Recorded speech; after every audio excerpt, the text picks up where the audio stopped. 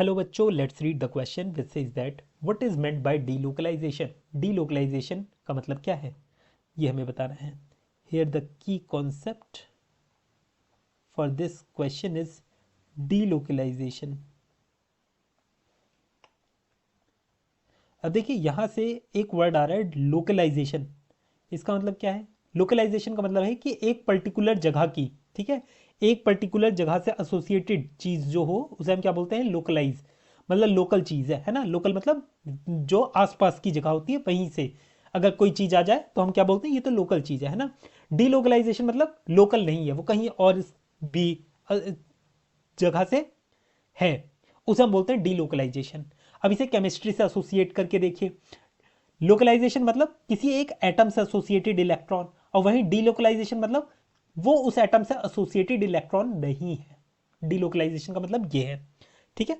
अब डीलोकलाइजेशन को आप कैसे डिफाइन कर सकते हो वो देखिए। ये केमिस्ट्री की टर्मिनोलॉजी में समझा रहा हूं, लिखना इसे। डीलोकलाइजेशन का मतलब क्या है? Uh delocalization, a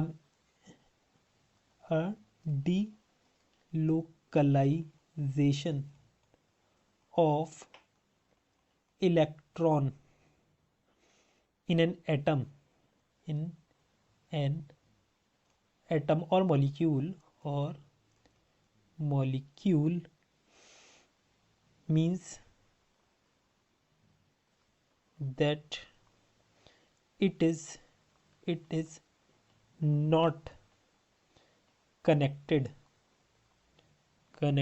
to a single atom, connected to a single atom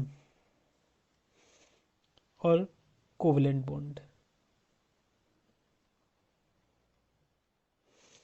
जैसे कि अगर मैं बेंजीन में डीलोकलाइजेशन दिखाना चाहूँ, आप लोग इसी तरीके से तो स्ट्रक्चर देखते हो बेंजीन का। ये क्या है? बेंजीन है। यहाँ पर डबल बॉन्ड इस तरीके से दिखा सकते हैं हम, ये हाइड्रोजन है। अब यहाँ पर ये जो डबल बॉन्ड आप देख रहे हो, ये एक जगह फिक्स नहीं रहता, ये अपने आप को डीलोकलाइज करके रखता है इस तरीके से। इसी स्ट्रक्चर को अगर मैं ड्रॉ करना चाहूँ तो इस तरीके से भी ड्रॉ कर सकता हूँ। इसमें डबल बॉन्ड्स देखना कहाँ है, पहले इस साइड था, इस साइड डबल बॉन्ड था, पर अब इस साइड नहीं है। अब ये शिफ्ट कर गया, इधर आ गया है, इधर आ गया है, इधर आ गया है ना। तो इसने अपने आप को शिफ्ट कर लिया है। तो इसी को ही हम क्या दिखाते हैं? इस तरीके से दिखाते हैं कि ये जो डबल बॉन्ड है ना, रेजोनेट कर रहे हैं, जिसकी वजह से हम इसे इस तरीके से दिखा देते हैं बेंजीन में।